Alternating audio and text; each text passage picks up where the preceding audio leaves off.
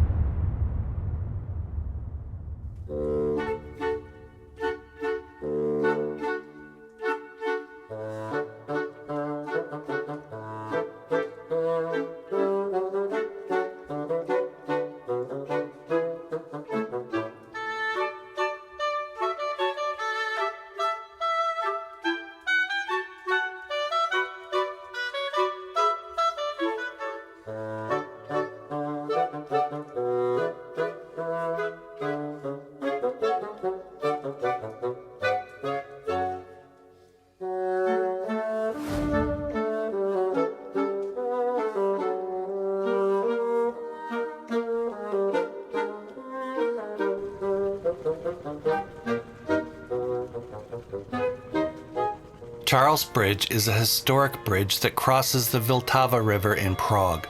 Its construction started in 1357 under the auspices of King Charles IV and finished in the beginning of the 15th century. As the only means of crossing the river Vltava until 1841, Charles Bridge was the most important connection between Prague Castle and the city's old town and adjacent areas. This solid land connection made Prague important as a trade route between Eastern and Western Europe. Following the example of the stone bridge in Regensburg, it was built as a bow bridge with 16 arches shielded by ice guards.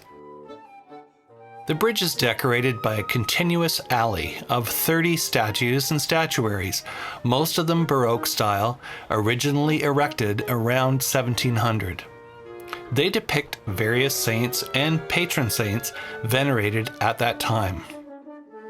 Beginning in 1965, all of the statues have been systematically replaced by replicas, and the originals have been exhibited in the lapidarium of the National Museum.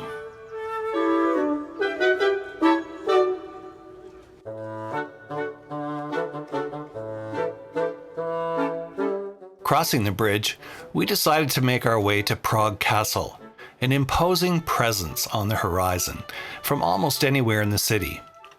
We passed by a great many shops and stopped for a deconstructed bagel sandwich before plodding up the very steep cobblestone roads that will take you atop the hill where the castle resides.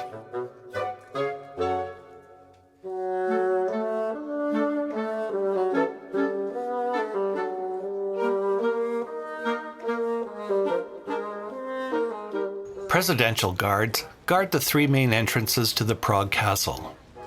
The ceremonial changing of the guard, including a fanfare and the flag ceremony, happens daily at 12 noon in the first courtyard of the castle. The sentries at the gates of the medieval castle change on the hour. Prague Castle is a castle complex built in the 9th century. It is the official office of the President of the Czech Republic. The castle was a seat of power for kings of Bohemia, Holy Roman emperors, and presidents of Czechoslovakia.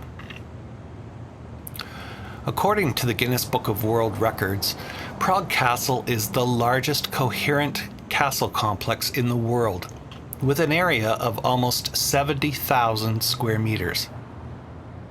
A UNESCO World Heritage Site, it consists of a large-scale composition of palaces and ecclesiastical buildings of various architectural styles, from the remains of Romanesque-style buildings from the 10th century through Gothic modifications of the 14th century. St. Vitus Cathedral is the largest and most important temple in Prague. Apart from religious services, coronations of Czech kings and queens also took place here. The cathedral is a place of burial of several patron saints, sovereigns, noblemen, and archbishops.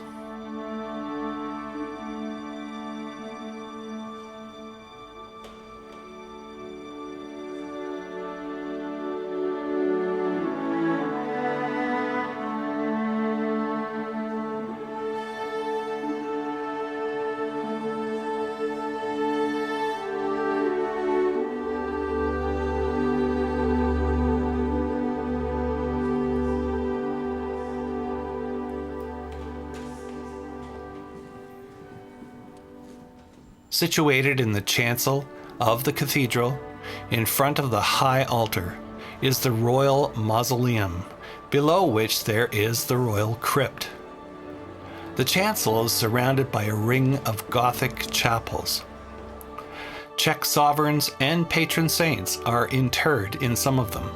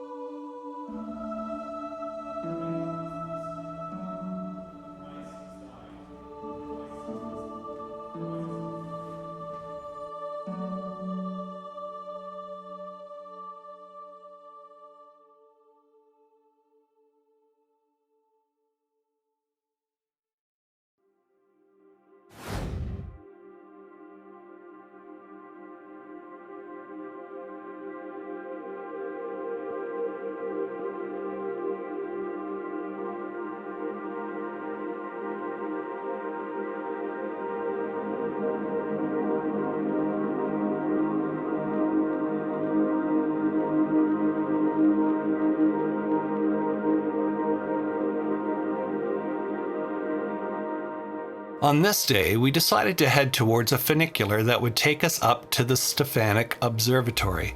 But first we ran across the Memorial to the Victims of Communism monument, commemorating the victims of the communist era. It shows 6 bronze figures descending a flight of stairs.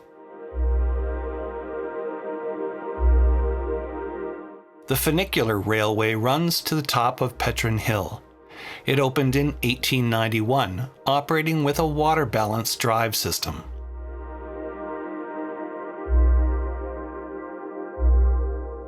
The Stefanik Observatory has stood in Petrin Park since 1928. Its optics allow for observing objects that are 2,600 times smaller than those visible with naked eyes.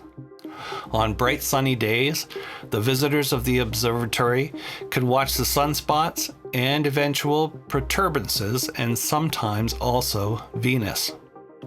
In the evening, it's possible to observe the moon's surface, some other planets, binary stars, globular and open clusters, galaxies, and nebulas. Strahov, a district in Prague, is where the ventilation tower can be found.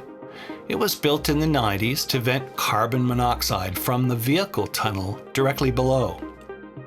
It's a short walk from the observatory. Just take the road at the back of the Rose Garden. In communist times, a radio frequency jammer was situated in this district to block the broadcasts of Radio Free Europe. And for gamers, this location was featured in the game Tomb Raider: The Angel of Darkness from 2003. And finally, across the road from the tower is the very large, but also dilapidated, Strahov Stadium, the largest in the world and able to hold some 250,000 spectators. Since the 90s, there have been few events hosted here. There were plans to rebuild the area as an Olympic village if Prague won a future Olympic bid. However, the bid for 2016 was unsuccessful.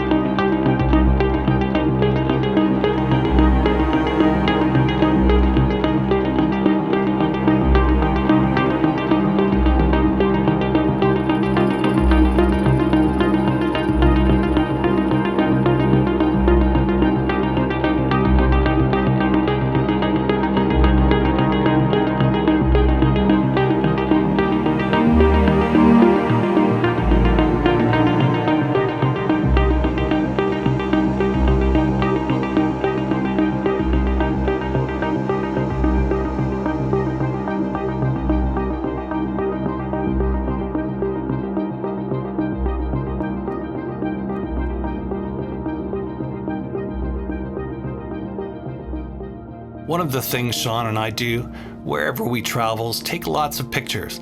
So here's a short sample of images that didn't fit with the rest of our programming.